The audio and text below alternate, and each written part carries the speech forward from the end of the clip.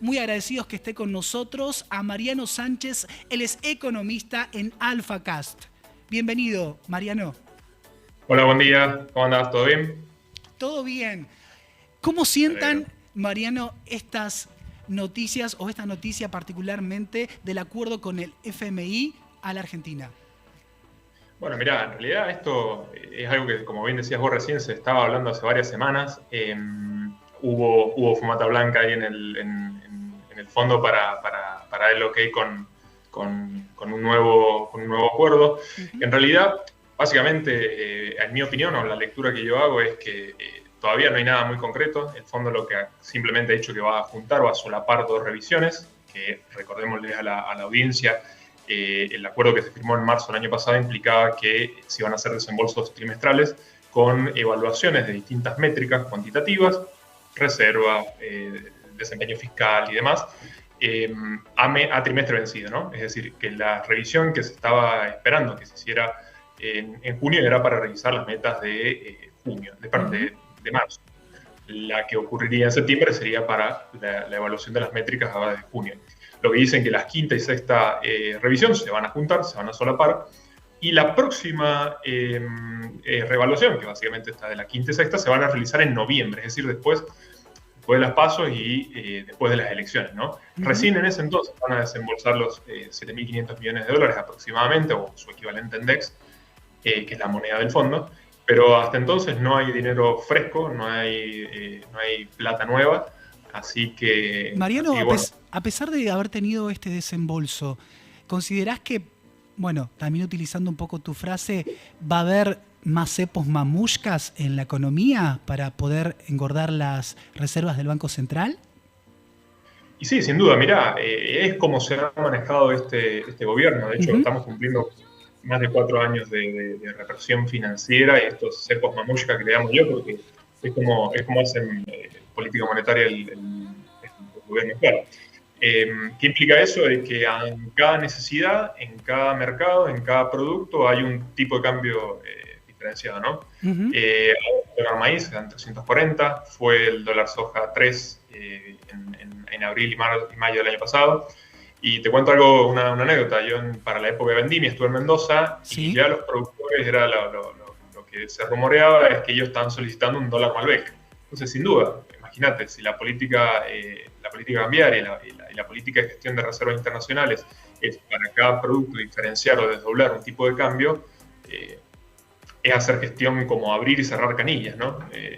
Uno sí, uno no, y eso genera distorsiones, genera desincentivos, genera incentivos incorrectos.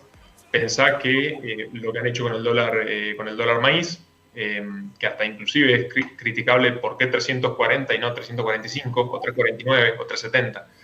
Sí, siempre hay como un problema con la medición, ¿no? Con cuál debería ser el tipo de cambio correcto. Que ya el anterior, en su versión 3, fue muy discutido eso también. Sí, pero a ver, es una cuestión de niveles. Yo te hago una pregunta. De nuevo, ¿por qué 340? ¿Por qué no 370? El dólar, Uh-huh. como decías vos, el contrato con liqui o el MEP está superando ampliamente ese número. Argentina no tiene un problema de dólares, Argentina tiene un problema de pesos.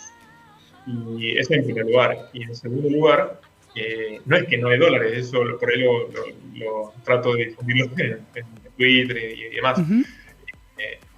El problema no es que no hay dólares. Poner una punta compradora en 560 y vas a ver cómo aparecen los dólares. El problema es el precio al cual lo quieren transar el gobierno con precio real. Sí, por otro lado, bueno, también estamos inundados de pesos, cada vez la emisión monetaria se incrementa mucho más. Y por otro lado, también el dólar agro, este tipo de cambio diferencial también amplía, ¿no? Inunda un poco a la economía de pesos. Sí, a ver, pensarlo de esta manera, el Banco Central está vendiendo un precio que después compra mucho más arriba, o sea, ya de por sí está perdiendo dinero, en su operación está perdiendo dinero. Pero de nuevo, genera múltiples incentivos incorrectos, genera puntos de equilibrio incorrectos, y eso es el impacto más nocivo que tiene inmediato, ¿no? Porque, por supuesto, todas estas medidas que son monetariamente expansivas o que generan algún tipo de extorsión monetaria no tienen un efecto inmediato. Es decir, no es que... Exacto, tiene un rezago. La semana pasada, hoy día, vamos a tener una inflación galopante. Sí, lo que pega son los incentivos y las expectativas que se forman ya. A ver, ¿en qué te digo de puntos de equilibrios malos?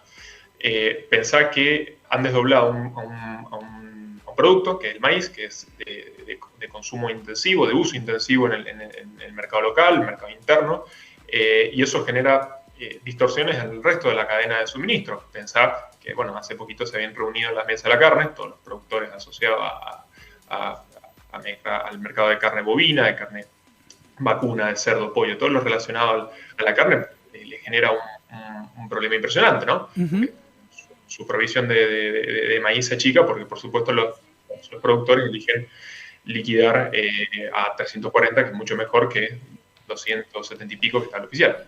Entonces genera puntos de equilibrios malos, ¿no? Mariano, ¿cómo ves entonces a partir de ahora las perspectivas para los tipos de cambio? Veíamos ayer al MEP teniendo una gran suba, superando ampliamente los 500 pesos.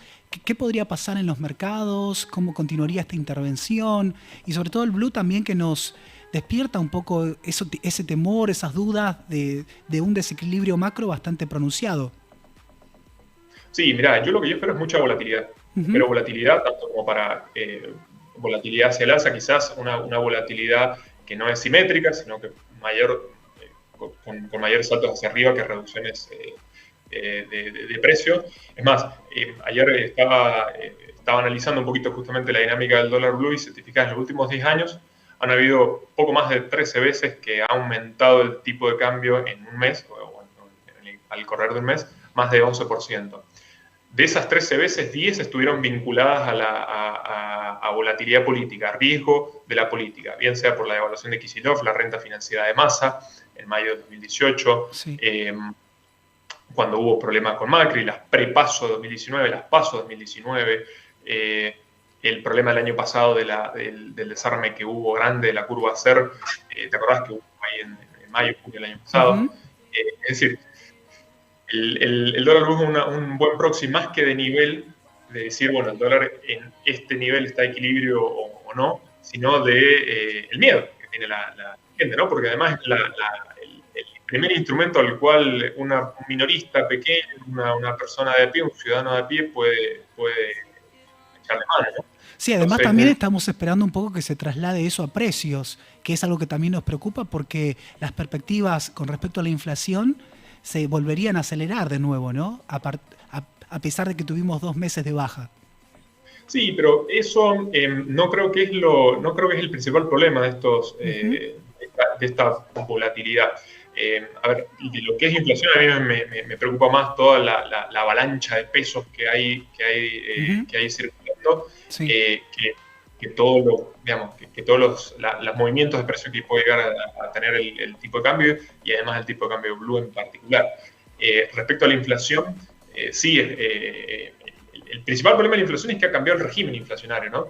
Pensá que durante el año pasado veníamos a una velocidad crucero, entre comillas, de 3%, 3 y pico, 4 aproximadamente mensual. Hoy día estamos saltando tranquilamente arriba del 6, del 7, y ya festejamos cuando la inflación es menos del 6% mensual. O sea, estamos en una desbarajuste nominal desmesurada. Entonces, si me preguntas respecto a la inflación, lo que más, para mí, el determinante más grande son la descomunal cantidad de pesos que está circulando, que está descolgada, si querés llamarle, en la calle, más que el movimiento del tipo de cambio. O sea que en el próximo informe del INDEC veríamos un repunte entonces de la inflación nuevamente. Y mira, hay que ver cómo le pegó la inflación esta última semana, que ¿te acordás que hubieron bastantes novedades, bastantes noticias y novedades el domingo pasado, a última hora? Sí. Bueno, hay que ver cómo le pegan esta última semana de junio. Y de nuevo nos estamos acercando a las PASO también, ¿no? Ya con la campaña de los principales 3 candidatos, con a todo vapor, y bueno, eso va a generar también una volatilidad en los precios. El dato igual lo vamos a saber después de votar, igual. ¿Cómo? Que el dato lo vamos a saber después de votar, igual.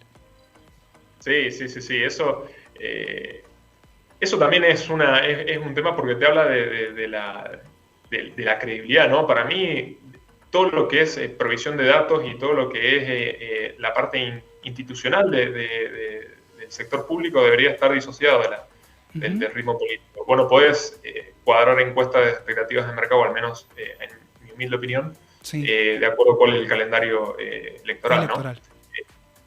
Eso te habla de un tejido institucional endeble, un tejido institucional flojo, y cuando hablamos de falla de mercado, creo que el mercado falla cuando las instituciones son endebles, ¿no? Sí, con reglas poco claras, ¿no? Exactamente. A ver, te pongo un ejemplo más que conciso y te lo saco de Argentina para que no digan, no, bueno, pero Argentina pasa esto. Todavía estoy esperando que Trump construya el muro en la frontera con México. Y eso fue campaña electoral 2014-2015. Bueno, cuando vos tenés un tejido institucional robusto, aunque suceden este tipo de anomalías de eleccionarias, la economía no tracciona, no entra en juego, si querés. Mariano, ha sido un placer que estés con nosotros en Abriendo Mercados. Seguramente que estaremos en contacto. Muchísimas gracias por tu tiempo. Y siempre pueden recordar que los gráficos impecables, prolijos y súper explicados los pueden encontrar en AlphaCast.